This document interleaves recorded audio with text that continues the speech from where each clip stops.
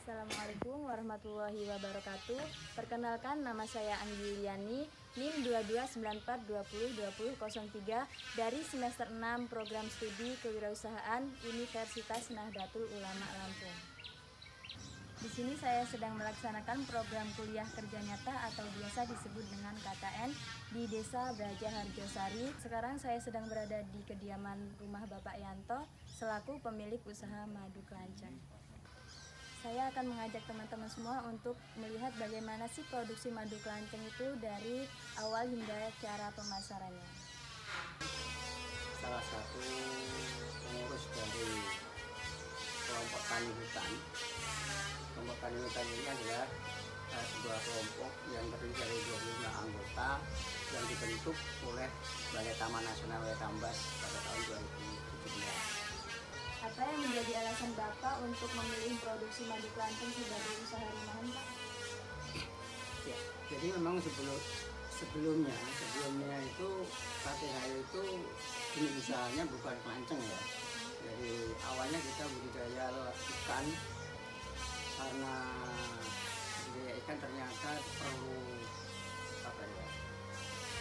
pengurusan atau perawatan yang lebih, sehingga kita tidak mendapatkan hasil yang maksimal pada waktu itu. Kemudian kita memang di tahun 2022 itu beralih ke budidaya lebah madu, karena lebah madu ini kita hanya mengeluarkan biaya di awal, dan selanjutnya kita hanya melakukan perawatan yang tidak terlalu intensif dan tidak memerlukan biaya yang terlalu banyak, tapi kita setiap bulannya bisa panen. Mungkin Bapak bisa kasih tahu kita sejak kapan sih Bapak mulai usaha madu kelanceng ini? Usaha madu kelanceng ini kita mulai dari tahun 2021. Kita mulai mengadakan pengadaan log koloni lebah madu Trigona Itama ini. Kemudian kita diperbanyak di tahun 2022 karena memang sudah terbukti efek ke nilai ekonomi kita di kelompok meningkat. Kemudian di tahun 2022 itu juga kita karena untuk menanggulangi kesenjangan harga, kita oleh Taman Nasional dibentuklah sebuah badan usaha yang lebih kuat dengan tingkat koperasi. Bedakan madu kelanceng ini dengan madu yang biasa? Yang membedakan madu kelanceng dengan madu yang biasa itu dari rasa. Kalau madu kelanceng ini akan identik dengan rasa asamnya. Kalau madu yang biasa seperti lebah kirana itu identik dengan manis. Cuma kenapa kita memilih kelanceng? Karena proses panennya jauh lebih mudah daripada lebah yang lain. Berapa hari atau minggu Pak cara pemanenannya? Kita panennya minimal atau paling cepat 1 bulan sekali. Atau kita tergantung dengan stok yang ada di rumah itu masih banyak atau tidak. Kalau memang masih banyak, kita bisa 2 bulan sampai 3 bulan baru kita panen. Karena kondisi madu yang di log lebih aman daripada yang dikemas. Bapak bisa ngasih tahu kita bagaimana cara produksinya? Kalau madu lebah Trigona ini produksinya cukup mudah sih. Jadi dari awalnya kita mengambil koloni dari alam. Biasanya kita temukan di alam itu di pohon-pohon yang sudah rusak dan berlubang, maka itu akan menjadi tempat mereka untuk singgah. Kemudian kita tebang, kita proses di rumah. Jadi ruang madu kita potong, kemudian kita gantikan dengan topping yang sudah kita siapkan. Setelah itu baru kita menunggu beberapa bulan ke depan kondisinya bagaimana. Kalau memang 1 bulan, 2 bulan, biasanya sampai 3 bulan sih dari proses awal itu baru bisa kita panen. Boleh lihat secara langsung Pak cara pemanenannya? Boleh, nanti kita akan praktek panen panen kita di kebun sebenarnya. Karena kondisi kita ada di kebun, maka kita langsung menuju ke lokasi. Siap.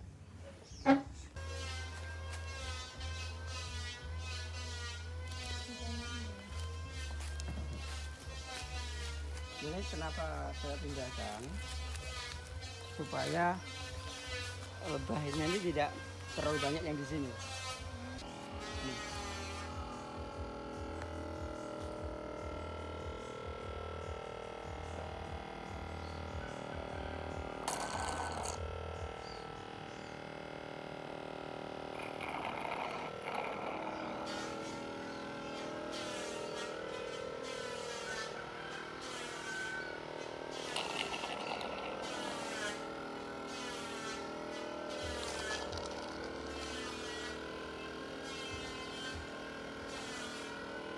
Jadi ini lebahnya lebih kecil ya Pak daripada lebah abang? Iya, lebih ini kecil, jadi lebih jenis lanceng. Ini banyak jenisnya sebetulnya. Yang kita budidayakan ini jenisnya Itama. Ada jenis-jenis lain seperti Levisep, ada Vicalis, ada Thoracica gitu. Dan masih banyak lagi jenis-jenis yang lain sebetulnya. Cuma yang ternilai produksinya lebih banyak adalah jenis utama ini, makanya kita memilih yang utama.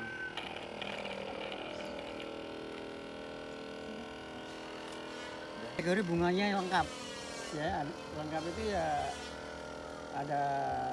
Kalau bunga itu kan komponennya ada puting sari, ada serbuk sari. Gitu. Contohnya itu bunga apa yang ada di sini? Di sini ada bunga jambu. Bunga jambu dan semua jenis bunga dari jambu-jambuan. Artinya jambuan itu kan enggak semua jenis jambu yang jadi buah. Nah, gitu. Ada bunga ini yang belum mekar. Ini Kaliandra. Ini ada merah-merah itu masih kecil-kecil. Dia belum mekar. Ada lagi bunga ANP. Ini.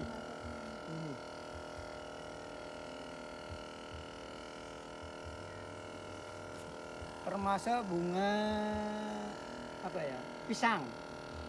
Bunga pisang bisa Pak? Bisa. Bunga pisang itu cuma tergolong cukup banyak dari nektar, dari budi polennya, serbuk sari bunganya banyak. Makanya terkadang bunga pisang ini tidak kita potong seperti itu. Ini sampai panjang itu kan kita biarin. Kadang sampai habis. Banyak sebetulnya ya jenis bunga-bunga yang lengkap itu, termasuk bunga mangga, ada bunga kelapa, ya, bunga kelapa, bunga jambe. Makanya di Dusun 8 ini di sepanjang jalan kita tanam jambe. Itu adalah salah satu program kita untuk pengadaan stok pakan lebah. Ya, jadi di tahun 2021 itu dari dinas juga membantu kita dengan pengadaan jenis tanaman-tanaman yang mendukung budidaya lebah, termasuk alpukat. Ya, alpukat ini ada yang beberapa pohon yang mulai berbuah, tapi masih bunga belum berbentuk. Termasuk bunga ini pepaya.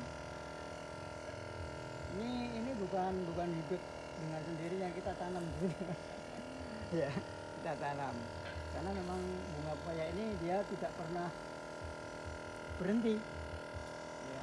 Sepanjang dia masih bisa tumbuh, dia terus.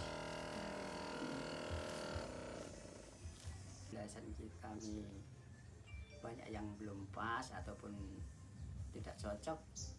Batasan kemampuan kami untuk menyampaikan informasi tentang lebah mantu pelancong hanya seperti itu.